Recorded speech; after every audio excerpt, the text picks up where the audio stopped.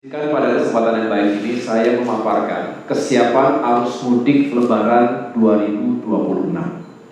Tentu kita sudah berada di penghujung masa, saya ulangi, kita berada di fase yang sudah harus mempersiapkan arus mudik dan kita harapkan ini bisa berjalan dengan baik.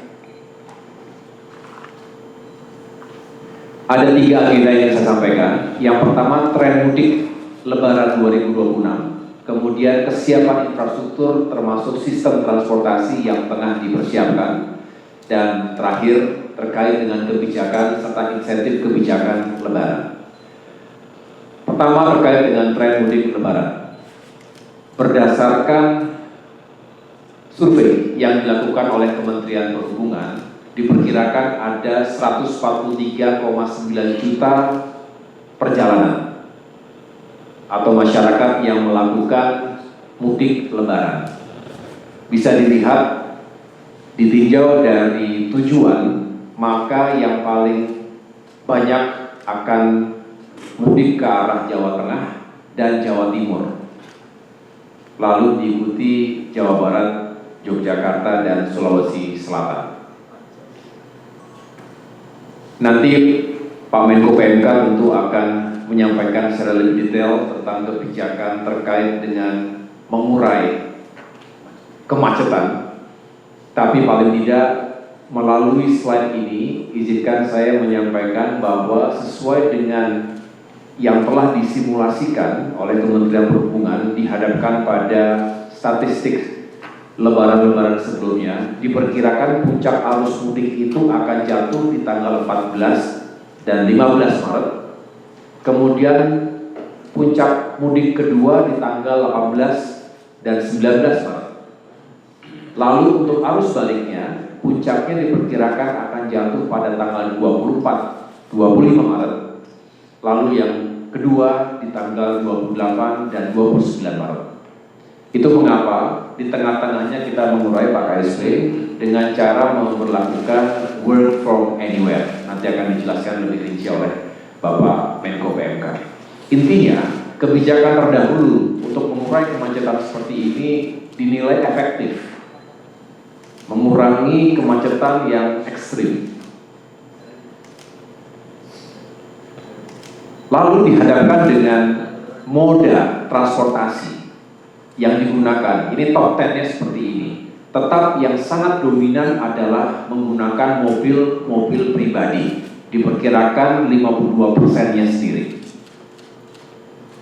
Lalu diikuti dengan sepeda motor dan bis umum. Baru yang lain-lainnya, ada kapal penyeberangan, pesawat, kemudian kereta api antar kota, kapal laut, dan lain sebagainya. Jadi bisa dibayangkan bahwa memang bicara mudik berarti beban utama ada di jalan-jalan raya, baik jalan tol, jalan nasional, termasuk jalan-jalan arteri yang kemudian akan digunakan menuju ke kabupaten kota tujuan masyarakat. Dihadapkan pada ketersediaan dan kesiapan dari prasarana kereta. Bicara stasiun kereta api, bisa lihat di slide ini Bapak Ibu dan teman-teman sekalian. Maka terkonsentrasi untuk kereta ini tujuannya adalah di Jawa Tengah dan Yogyakarta. Yang warna kuning itu adalah 5 besar stasiun asal, sedangkan yang warna putih 5 besar stasiun tujuan. Bisa dilihat tentu kalau di Jakarta paling besar di Pasar Senen, kemudian diikuti Gambir, lalu untuk Jawa Barat sendiri mulai dari Bekasi, Cikarang, sampai dengan di Bandung. Sedangkan untuk tujuan secara umum di Jawa Tengah, dari mulai Solo Balapan, Lempuyangan, Purwokerto, dan Kutoarjo, saya ulangi, Purwokerto dan Kutoarjo, kemudian di Provinsi DI itu di Stasiun Tugu dan Lempuyangan. Sedangkan untuk bandar udara, kita juga harus memastikan karena banyak yang juga lintas pulau, maka perjalanan didominasi dari Bandara Soekarno-Hatta menuju kota-kota lain, dan tentunya bisa dilihat di sini bandara asal yang berwarna kuning dan bandara tujuan seperti sebelumnya. Kita harapkan cuaca juga bersahabat sehingga tidak terlalu mengganggu on-time performance dari pesawat-pesawat yang akan digunakan. Yang berikutnya terkait dengan pelabuhan laut. Pelabuhan laut ini juga sangat esensial karena kita harus melayani jutaan masyarakat yang bisa menggunakan kapal-kapal laut ini untuk bisa mudik ke berbagai wilayah, terutama ke arah Indonesia Timur, Sulawesi, tentu juga Maluku dan Nusa Tenggara. Bisa lihat di sini. Nanti akan kami bagikan slide-nya supaya bisa digunakan sebagai referensi teman-teman. Mudah-mudahan bisa berguna dan bisa dikonfirmasi juga dengan Kementerian Perhubungan dan Kementerian PU yang ada dalam koordinasi Kemenko Infrastruktur. Saya lanjutkan. Terkait pelabuhan penyeberangan. Ini juga penting, kita ingin memastikan terutama Merak Bakauheni. Ini yang paling padat, menghubungkan Jawa dengan Sumatera. Jadi kita juga ingin menyiapkan lokasi-lokasi untuk mengurai terjadinya bottleneck di pelabuhan Merak misalnya, dengan menyiapkan buffer zone di tempat-tempat peristirahatan sejenak sehingga memberikan kesempatan bagi masyarakat yang sudah lebih dulu datang dan punya tiket, sedangkan yang lainnya digunakan sistematika yang namanya delaying system. Selain juga tentunya nanti ada pengaturan yang lebih baik. Ini kita pastikan baik penyeberangan asal maupun penyeberangan tujuan, termasuk yang di Jawa Timur. Baik, agenda kedua ini terkait kesiapan infrastruktur, terutama jalan-jalan tadi dan sistem transportasinya. Teman-teman sekalian, terkait dengan jalan nasional yang non-tol, saya ulangi, yang sifatnya non-tol, ini kita laporkan ada 47.000 lebih kilometer yang harus terus kita preservasi. Kondisinya beragam, tapi secara umum jalan nasional yang non-tol itu kemantapannya sekitar 93,6%. Memang begitu masuk ke jalan-jalan provinsi, jalan kabupaten kota berbeda tingkat kemantapannya. Tapi paling tidak kami laporkan untuk jalan nasional yang non-tol, baik Jawa, Bali, Sumatera, Kalimantan, Sulawesi, Maluku, Nusa Tenggara, dan Papua secara umum dalam kondisi yang siap dan mantap. Nah, namun demikian kita memahami bahwa kita juga harus terus melakukan preservasi, memperbaiki jalan-jalan yang memang rusak. Sudah kita siapkan dari Kementerian Pekerjaan Umum yang dinamakan dengan Disaster Relief Unit. DRU ini tugasnya adalah secara cepat menggelar alat-alat berat dengan material yang digunakan untuk segera menutup, saya ulangi, memperbaiki atau menambal jalan-jalan yang berlubang agar bisa segera digunakan dan tidak terlalu menghambat perjalanan. Ini sudah diantisipasi, ada beberapa titik rawan bencana, totalnya itu bisa dilihat 807 rawan banjir, kemudian 1.641 rawan longsor, sedangkan ada 15 rawan banjir rob. Ini tersebar di seluruh Indonesia. Kemudian total kesiapan tim DRU tadi, Disaster Relief Unit, itu sekitar 1.461 unit. Ini juga sudah siap dengan alat-alat berat dan materialnya. Saya lanjutkan. Nah, pengoperasian jalan tol totalnya ada 3.115 km jalan tol se-Indonesia. Dan tadi sudah saya singgung sebentar, yang juga kita atensi selain tentunya gerbang-gerbang tol yang nanti akan menjadi titik-titik bottleneck, tapi juga ada sejumlah tempat istirahat dan pelayanan TIP atau rest area. Sekaligus sekarang kita juga siapkan stasiun pengisian kendaraan listrik Ini juga sudah menjadi tren masyarakat, sudah semakin banyak yang menggunakan kendaraan-kendaraan pribadi berbasis listrik.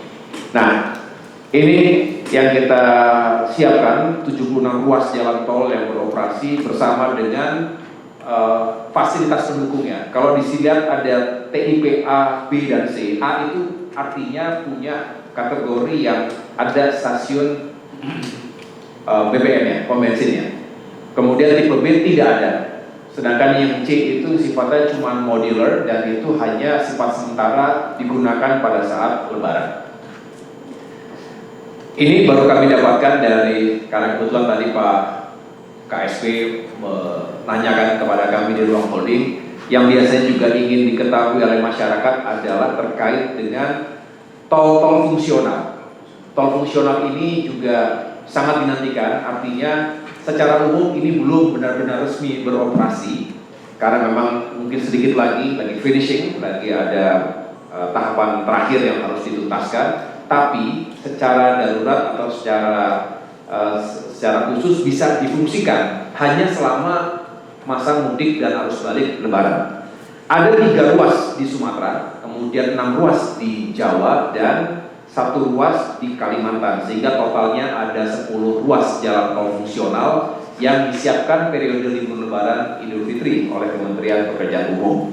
Nanti bisa dilihat di sini secara cepat saja. Tadi kalau Pak KSP tanya bagaimana Sumatera, contohnya ada tol Indralaya dengan Perumuli. Nah itu yang dinantikan oleh Pak KSP. Tapi yang lainnya ada tol Sigli Banda Aceh, kemudian tol Kuala Tanjung, Tebing Tinggi, dan Parapat, termasuk Indrapura Kuala Tanjung. Sedangkan di Jawa ada 6 ruas, totalnya 148 km. Ini Jakarta Cikampek 2 Selatan, Kutanegara Sadang, tol Cibitung Cilincing, Taruma Jaya Cilincing, dan lain sebagainya. Saya tidak akan jelaskan secara detail, nanti bisa dilihat di data yang kami miliki. Saya lanjutkan. Untuk kesiapan sarana dan prasarana, kita kategorikan paling sederhana dengan transportasi darat, laut, dan transportasi penyeberangan. Bisa dilihat di sini Bapak Ibu sekalian, kita menyiapkan 31.000 lebih bis dengan kapasitas tempat duduk 1,2 juta. Dan prasarana yang disiapkan ada 115 terminal tipe A dan 62 terminal tipe B. Sedangkan untuk transportasi laut kita siapkan 829 unit kapal dengan kapasitas 3,26 juta penumpang, dan prasarana pelabuhan yang juga disiapkan adalah 636 pelabuhan. Yang terakhir terkait dengan penyeberangan, disiapkan 255 unit kapal dengan kapasitas penumpang 6,1 juta dan jumlah kendaraan yang bisa diangkut kurang lebih 770.000, dan disiapkan pula tentunya 15 lintasan penyeberangan di 29 pelabuhan. Nah, begitu kita masuk ke penerbangan dan kereta, kami juga ingin melaporkan di sini mudah-mudahan sekali lagi tidak terlalu terdampak cuaca, dan kita harapkan 7,8 juta penumpang bisa menjadi target yang bisa kita selayani dengan baik. 378 unit pesawat dan 257 bandar udara di seluruh Indonesia. Kereta ini kita juga siapkan, mohon maaf itu salah tulis, 3.800 unit kereta dengan kapasitas bisa dilihat di depan, dan 668 stasiun yang juga dipersiapkan.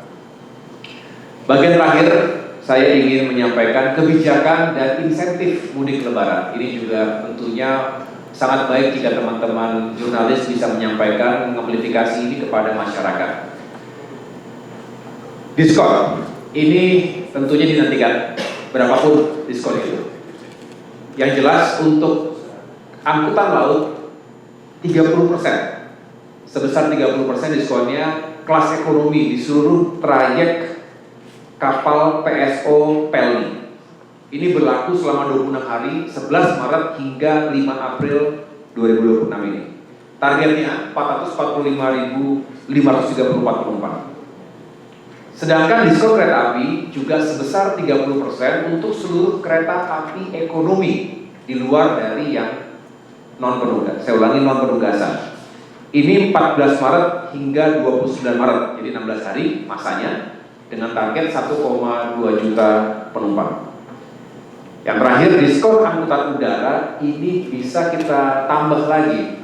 Kalau lebaran sebelumnya itu 13-14% Pak KSP, tahun ini bisa kita tambah lagi diskonnya 17 hingga 18%. Ini ada beberapa elemen yang juga menjadi faktor pengurang, sehingga harga tiket pesawat domestik kelas ekonomi mudah-mudahan lebih terjangkau bagi masyarakat. Ini berlaku kurang lebih 16 hari juga, dari 14 Maret hingga 29 Maret, untuk pembelian tiket mulai tanggal 10 Februari. Sebelumnya juga sudah disosialisasikan kepada masyarakat, tapi bagus kalau kita bisa perkuat lagi melalui forum ini. Targetnya 3,3 juta penumpang. Sedangkan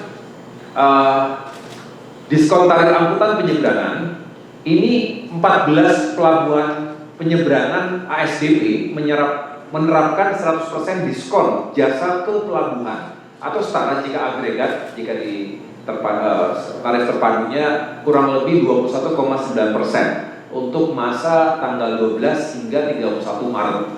Ini bisa dilihat tentu sekali lagi Merak Bakahuni, Ketapang Gilimanuk, Kayangan Poto Tanto, dan lain sebagainya. Mudah-mudahan ini juga memberikan keringan bagi masyarakat. Bapak Ibu dan teman-teman sekalian, untuk tarif pada ruas jalan tol selama masa lebaran ini juga diberikan diskon 30% di 25 ruas jalan tol. Periodenya bisa dilihat 15 hingga 16 serta 26 hingga 27. Ini lagi-lagi dengan semangat kita mengurai kemacetan, diberikan diskon di tanggal-tanggal tersebut sehingga kita bisa mengurai kemacetan sehingga tidak semua tertumpuk pada puncak-puncaknya tadi. Bisa dilihat di slide ini. Nah, sebelum tentunya kami menyerahkan kembali kepada Bapak KSP, kebijakan mengurai kepada arus mudik ini tentunya benar-benar merupakan sebuah sinergi dan koordinasi lintas sektor. Terutama terima kasih juga kepada jajaran Polri, terutama Kakor Lantas Polri yang setiap saat bersama-sama kami dengan Kementerian Perhubungan untuk memastikan agar pembatasan operasional angkutan barang ini juga bisa menjadi solusi yang efektif. Angkutan barang terutama dengan 3 suku atau lebih, kemudian kereta tempelan atau kereta gandengan. Kemudian angkutan barang yang digunakan untuk mengangkut hasil galian, baik tanah, pasir, batu, dan hasil tambang, serta bahan bangunan seperti besi, semen, dan kayu. Ini juga kita batasi operasinya. Dan angkutan yang dikecualikan karena ini esensial, yaitu BBM, BBG, hewan ternak, pupuk, bantuan korban bencana alam, dan barang-barang pokok, karena ini tidak bisa ditunda.